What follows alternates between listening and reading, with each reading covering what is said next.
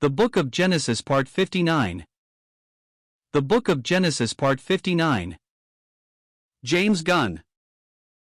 Labor and Capitalism Chapter 29:25, 31:3. In our last study in the life of Jacob, we began to trace the hand of the Lord with him in three aspects of his life: domestic, industrial, and religious. The short space available to us at that time was fully occupied with an examination of affairs in his home. This month we shall consider some of the details in the other aspects. His industrial life. The struggle between Laban and Jacob suggests the more intense struggle between capital and labor today.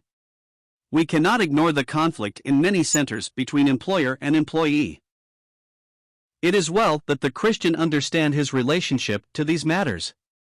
James, the Lord's brother, leaves no doubt as to the attitude of the spiritual man amidst the strife. Be patient therefore, brethren, unto the coming of the Lord. James 5 verses 1-7.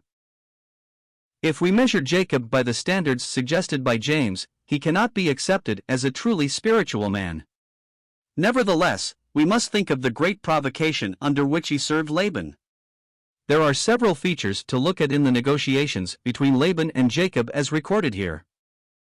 Jacob's desire: send me away, that I may go unto mine own place, and to my country. More than 14 years had passed since Jacob had left his own home, and no doubt considerable resentment toward his astute uncle and father-in-law had developed over the cruel trickery which beguiled him in his marriage. He, furthermore, saw that it was impossible to live longer with Laban and his sons. Naturally his thoughts turned homeward again.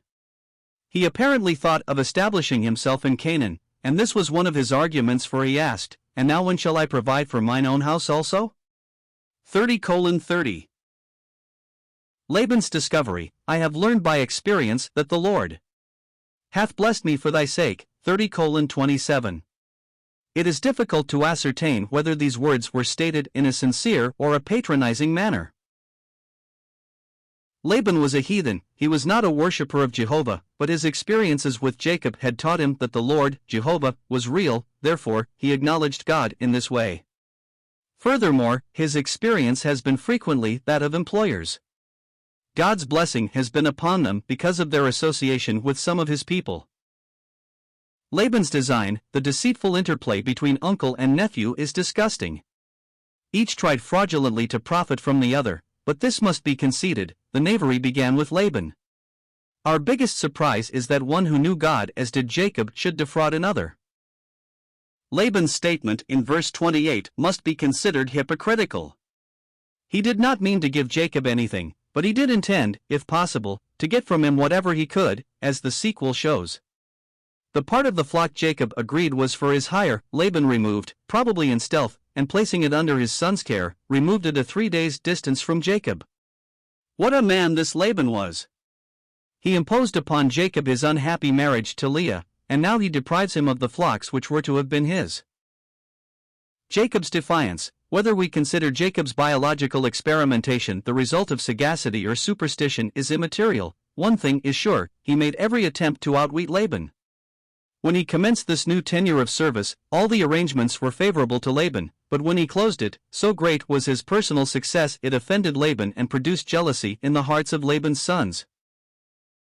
The language that describes Jacob's prosperity is similar to that used in regard to Abraham and Isaac, Genesis 24 verse 35, 26:12-14.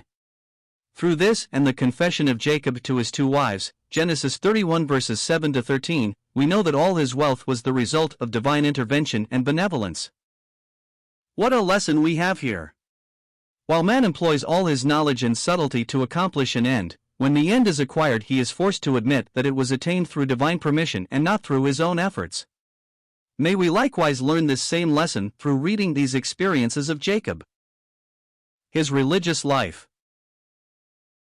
If in Abraham's life we see election in operation, and in Isaac's life sonship enjoyed, in the life of Jacob we see the product of discipline. While there is much evidence of carnality in Jacob's behavior, there also is an attitude of listening to the Lord. What a contrast there is between Laban and Jacob in this regard. Laban, when forced by circumstances, acknowledges God. Jacob holds some communion with him.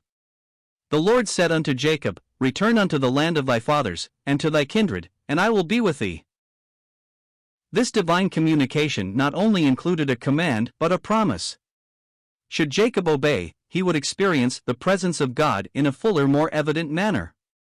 True, God had worked for him, Genesis 31 verse 9, but he had seemed remote. Obedience to his will would result in a closer companionship. In every dispensation it is the same. The Lord is never far from any one of us, he never forsakes his own. Nevertheless, there are conditions in which he draws nearer. Be ye separate, saith the Lord, and I will receive you, and will be a father unto you, and ye shall be my sons and daughters. 2 Corinthians 6 verses 17 to 18. Separation, on the one hand from religious and moral defilement, and on the other through obedience to his will, assures one of a more intimate and enjoyable communion with the Lord.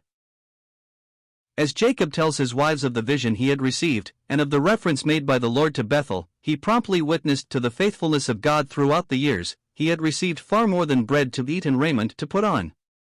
Goodness and mercy had followed him all the way.